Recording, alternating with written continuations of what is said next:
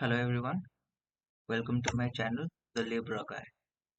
Well, before going ahead with the presentation with the video, I'd like to request all of you to kindly subscribe to my channel and use the comment box below to give me any suggestion you have. Any sort of suggestion are welcome. Any topic you want a PPT or a video on, any other suggestion for the channel, whatever you have in your mind, then let me know in the comment box below. So today we will be discussing about the bio bubble. Well, I guess many of you are aware of this thing. It has been in the news due to the Indian Premier League, which has been stopped as despite having bio bubbles for safety, many players got infected with the COVID-19. Well, in this video, we'll discuss what is a bio bubble and how does it work. So let's get started with it. So a bio bubble. So what is a bio bubble?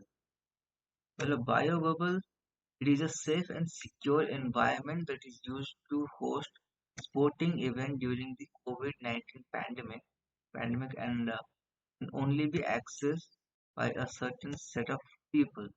This is briefly what a bio bubble is.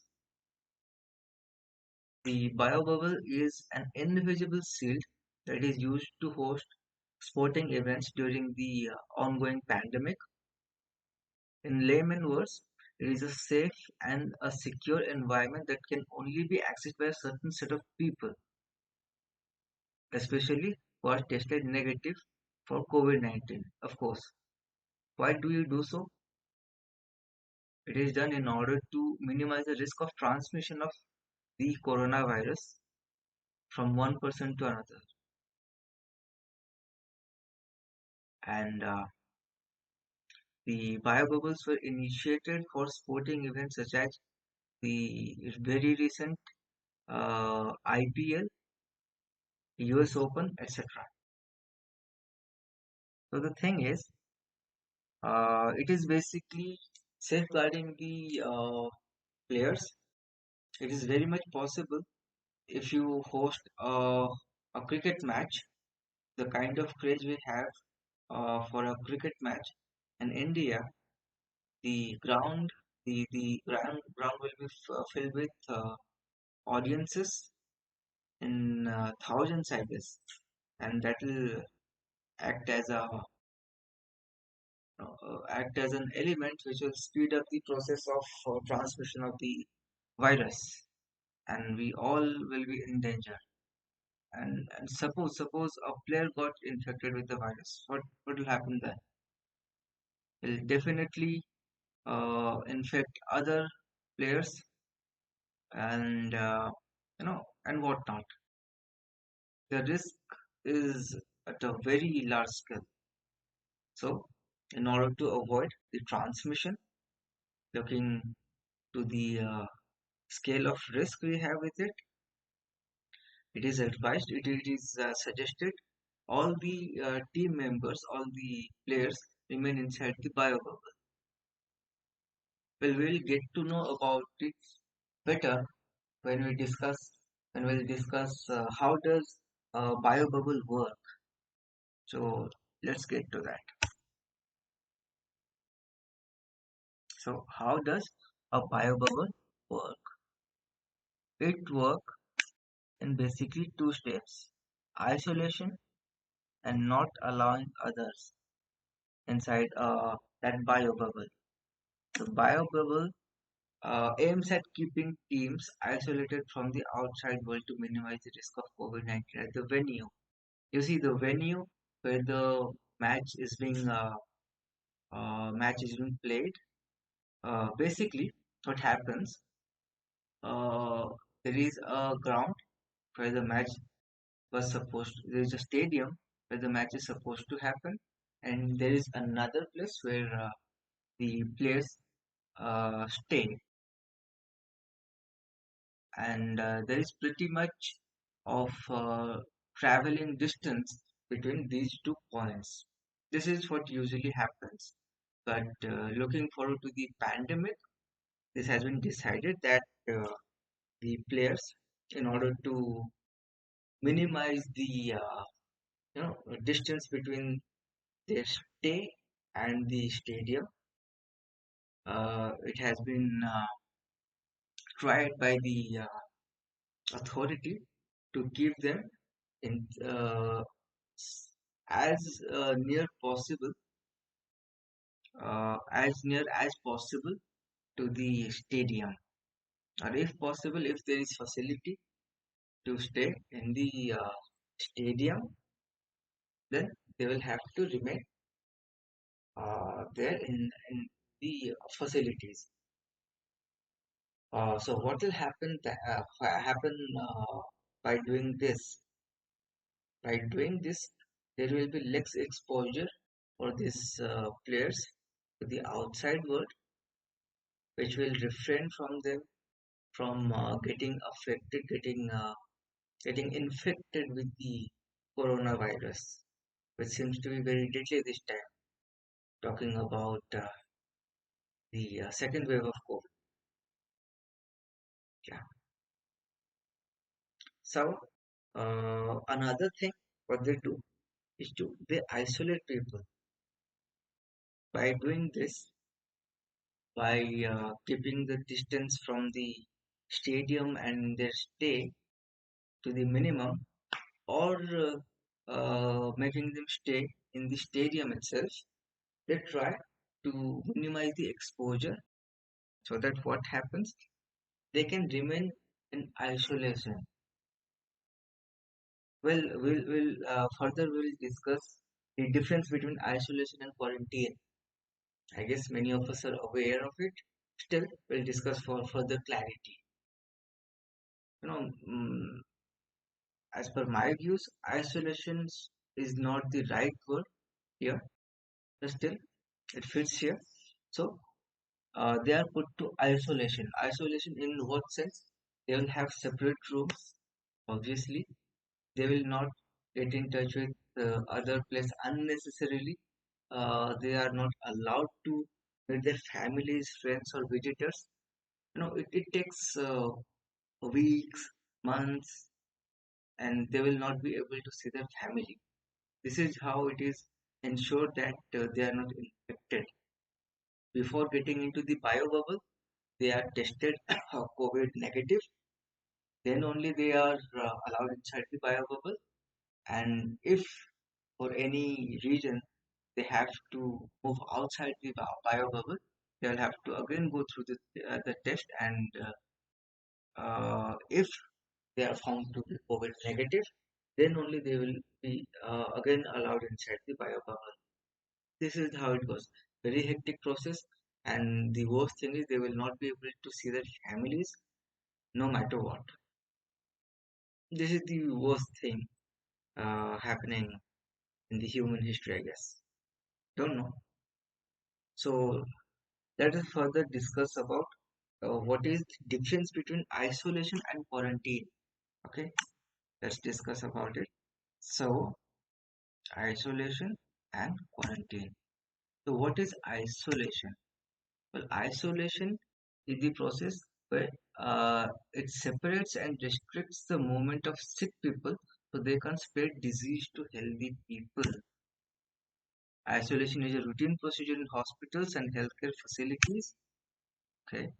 Isolation is usually voluntary, but in a public health emergency, officials have an authority to isolate people who are sick. Basically, isolation is done only for sick people as per the definition. But you see, in this case, the players are not sick, right? In layman terms, look around you. We are staying at home, regardless of uh, whether we are COVID positive or negative. We don't know. Let's assume we are COVID negative for now. So we are remaining inside. We are staying in, quarantine, right?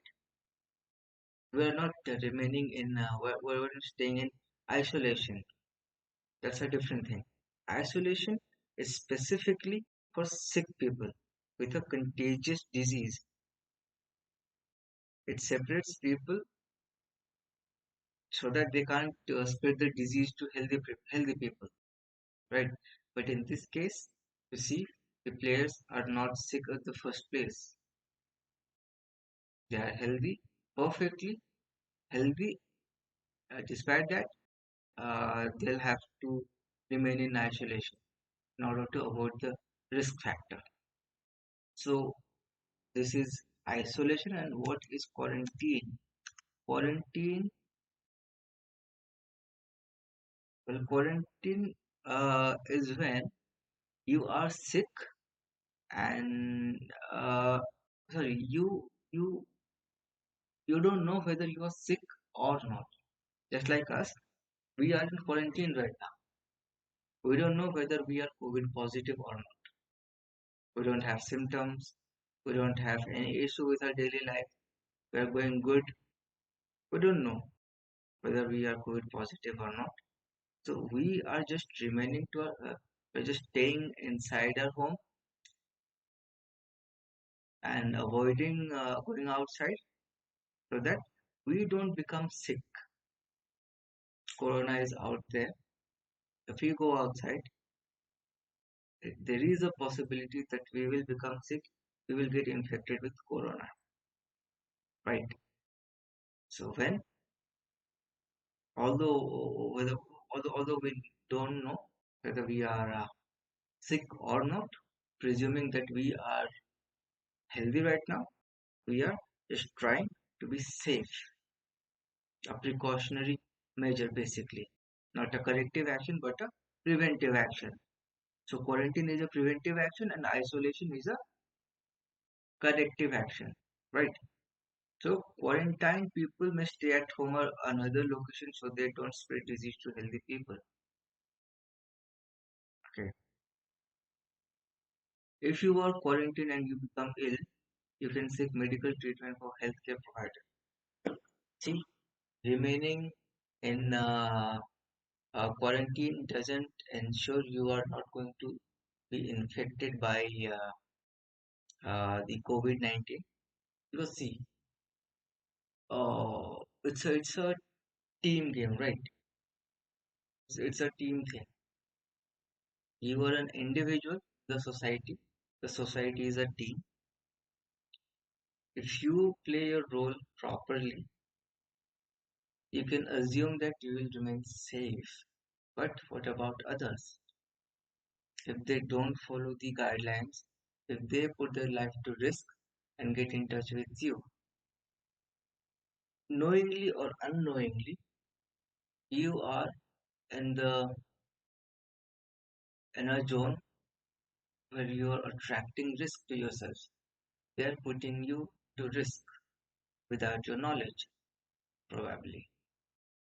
So the thing is, it's a high time that we take care of ourselves, that we become to responsible enough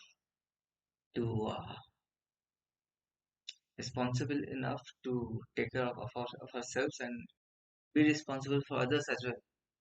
Every death uh, happens, consider that as your responsibility. It's not about blaming yourself. Don't blame, but yes, take responsibility. You can't undo what has happened, but yeah, if you take the precautionary actions, if you do the right thing, if you do what is required, then yes, you will save your life along with many other lives.